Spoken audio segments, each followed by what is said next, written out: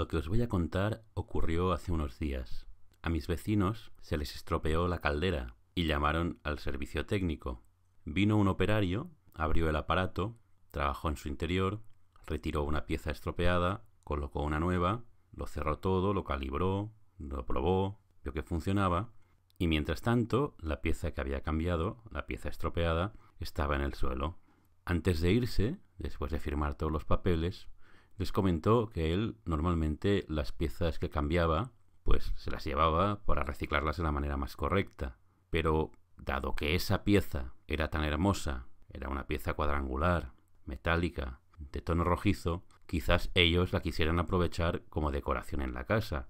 Entonces, obviamente, tenían pleno derecho a quedársela. Y así, más o menos, es como podemos descubrir que los conceptos de arte contemporáneo han llegado a la vida del operario que trabaja en el hogar de los españoles. Ese hombre que nos viene a arreglar un grifo, ese hombre que nos viene a arreglar un sistema eléctrico, una calefacción, un calentador.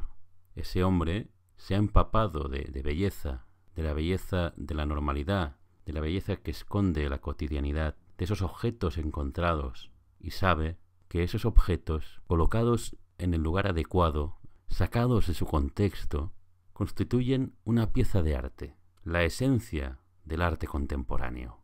Un arte que, como todos sabemos, no se fundamenta en la creación, sino en la recreación. No hay que decir nada nuevo, simplemente contar lo mismo de otra manera. No hay que pintar algo nuevo, simplemente darle una nueva perspectiva a aquello que ya se ha pintado. ¿Para qué crear cuando hay tantas cosas en el mundo? Cuando se han dicho tantas palabras, cuando se han pintado tantas imágenes, cuando se han grabado tantas canciones y podemos escucharlas, verlas, oírlas de otra manera. Porque el arte contemporáneo no es un arte creativo, sino recreativo.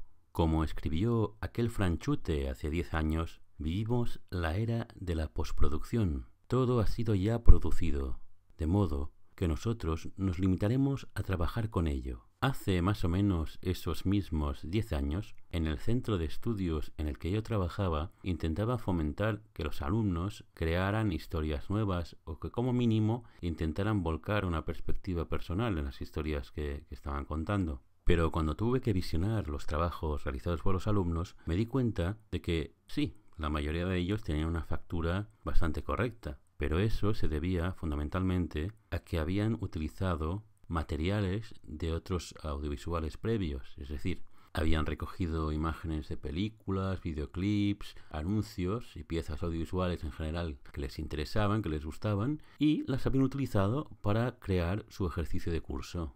Entonces, indagando, intentando descubrir por qué diablos habían hecho aquello, descubrí que otro profesor que daba clases en ese mismo centro, no se había cansado de repetirles durante todo el curso que era lícito que un autor, ¿no? Un autor audiovisual pudiera trabajar por apropiación, apropiándose de las piezas de otros autores previos para formular su propia propuesta, ¿no?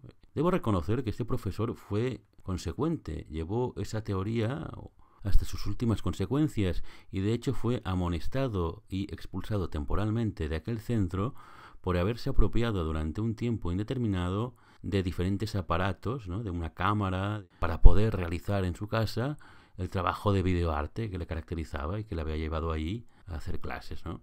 Entonces, esa idea de trabajar por apropiación, tan propia de los DJs, por ejemplo, es la que reina en el espíritu creativo de los artistas contemporáneos. Y probablemente esa sea una de las principales razones por las cuales a veces resulta tan difícil diferenciar el talento del plagio, el plagio del homenaje, el homenaje del kitsch y el kitsch de la mierda. Cuando entramos en un museo de arte contemporáneo y visitamos su fondo estable, sus exposiciones permanentes, personalmente yo me siento insultado en un alto porcentaje. Insultado no porque las piezas que estén ahí sean especialmente provocativas o busquen agitar conciencias, sino porque se fundamentan en cosas tan lamentables como esos Mickey Mouse bastante cutremente pintados por Andy Warhol o por la factoría Warhol, ¿no? Eso sin entrar en determinadas evoluciones, en esa vocación, para hacer un símil con el arte dramático, de romper la cuarta pared, de hacer un arte envolvente o un arte que vaya más allá del mero objeto a ser contemplado, admirado, ¿no? Me refiero, por ejemplo, a las instalaciones, ¿no? En que el arte se ha convertido ya directamente en atracción de feria.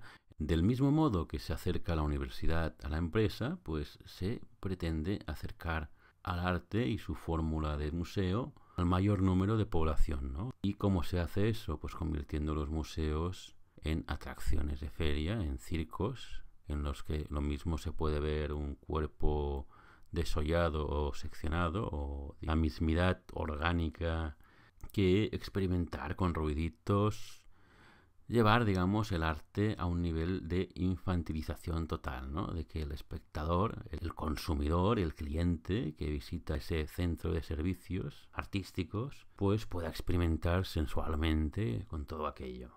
Se llenan la boca los artistas y los críticos con esa idea de proximidad del arte, de romper el sentido sagrado, sacro, intocable de la obra de arte y del artista, pero en realidad el Museo de Arte Contemporáneo se han convertido en una especie de santuarios en que se utiliza una gran cantidad de espacio para instalaciones realmente ridículas. Existen sin duda artistas con gran talento dentro de este arte contemporáneo, pero entre esos faros de belleza deben de esconderse millares y millares de cerillitas que intentan prender su luz rascando en los bolsillos de innumerables fundaciones, instituciones, consellerías y ministerios. Gentucilla menuda que no para de descubrirnos una y otra vez la sopa de ajo. Una sopa de ajo que por desgracia no les ahuyenta a ellos, miserables vampirillos. Lo más curioso de este arte contemporáneo, que no es capaz de engendrar, sino solo de regurgitar, es que ni siquiera es capaz de explicarse a sí mismo.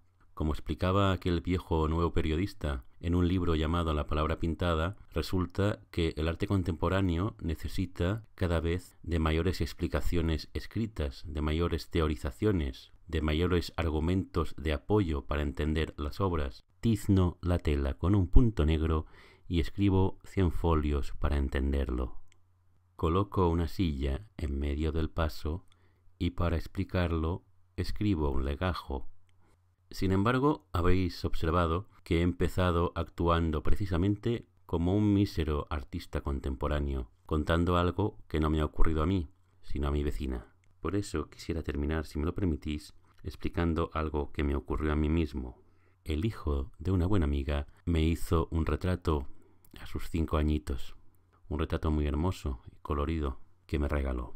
Yo, contento y feliz de tener un retrato de mi persona, lo utilicé como perfil del Facebook, y dado que me llamo Joan Ripollès, al igual que cierto artista valenciano, una señorita me mandó un mensaje felicitándome por la obra.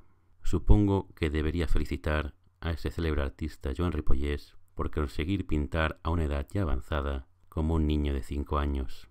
He aquí que Picasso, en cierto modo, tenía razón. En definitiva, Frank, amigos y demás oyentes, habréis observado que yo no contemporizo demasiado con el arte contemporáneo. Y me iría ahora mismo a tomarme unas tapas, pero miedo me da que el cocinero o el camarero no sean también artistas contemporáneos y decoren el plato con una patata.